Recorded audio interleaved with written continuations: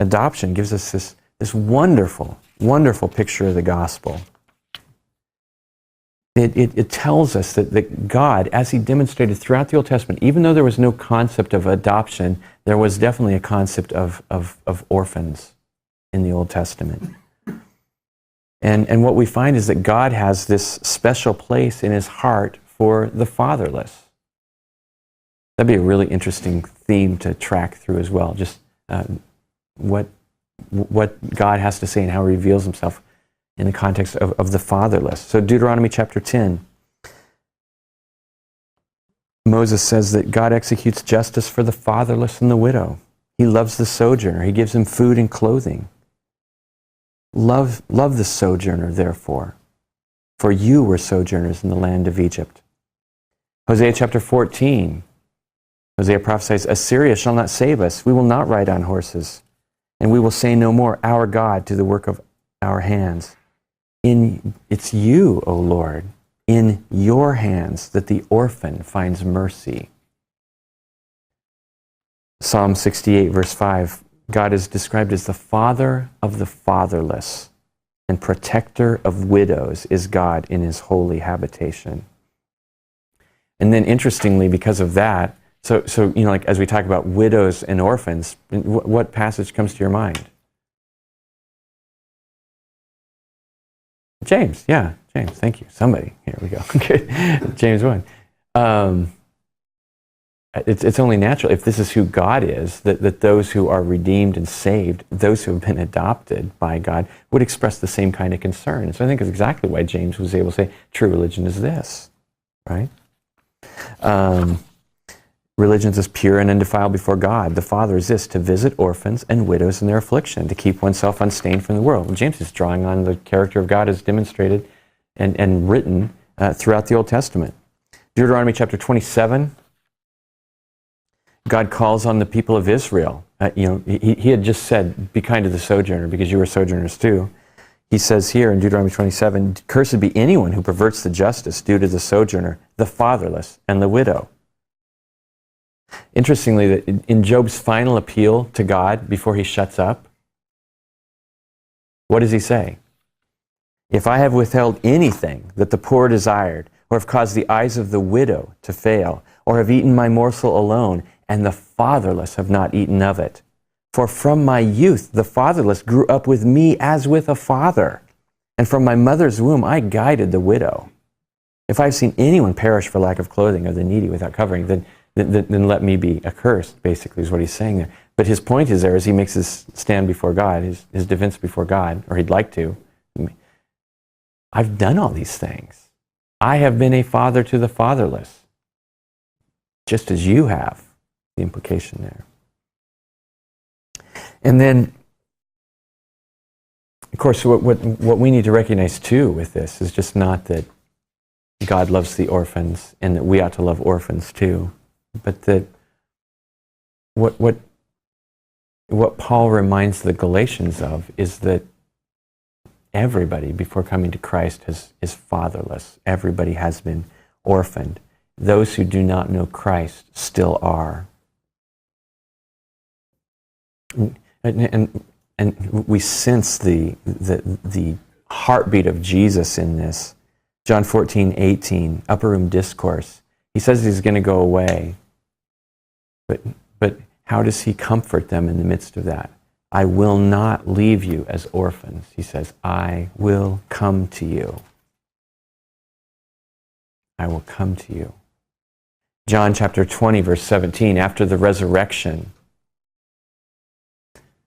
Jesus says to Mary, who's hanging on to him in the garden, he says, don't cling to me, for I have not yet ascended to the Father. But then know what he says in this post-resurrection, the very first resurrection announcement. He says in some of the Gospels, go tell Peter, go tell the disciples, go tell this. But in the Gospel of John, how is it said? Don't cling to me, I have not yet ascended to the Father, but go to my brothers, Jesus says. He doesn't call them that before that. But now at the resurrection, go to my brothers and say to them, I am ascending to my Father and to your Father, to my God and to your God. So then Ephesians chapter 2, writer of Hebrews talks about this heart of Jesus as we are transformed by the Spirit that Jesus sends into the very image of Jesus himself. For he who sanctifies and those who are sanctified all have one source. And that's why he, Jesus, is not ashamed to call us his brother, his brothers.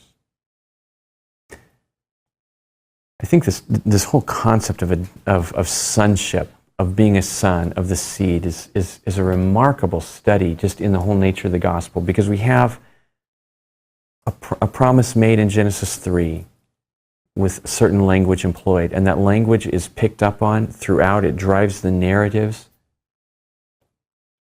Seed language drives it. It becomes the source, the grist for the prophetic mill as they anticipate the one who is to come. Jesus shows up on the scene. He's the true Son of God. He's the one that we've been waiting for. And yet this one had been anticipated that he would have many progeny as well.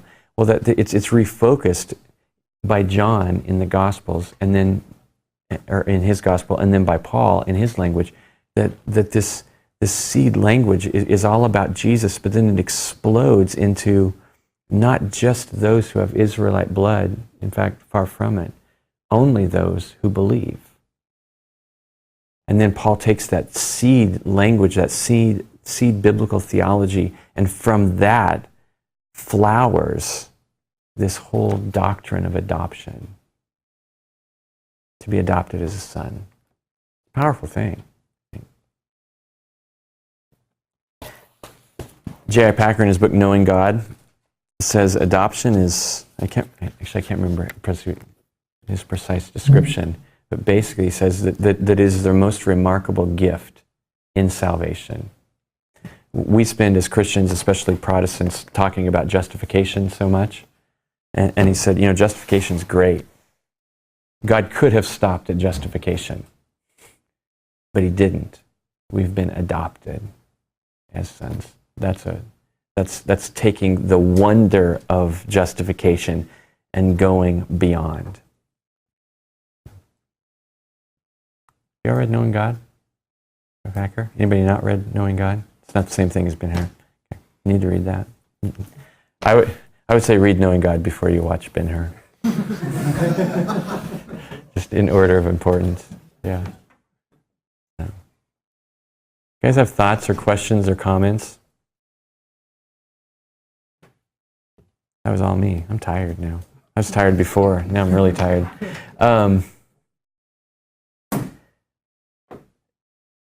I preached through Galatians, and I'll let you go in just a second. I preached through Galatians, but what I try to do anytime I preach is I try to bring biblical theological categories to it. And my experience is that congregations love it because it allows them to connect dots.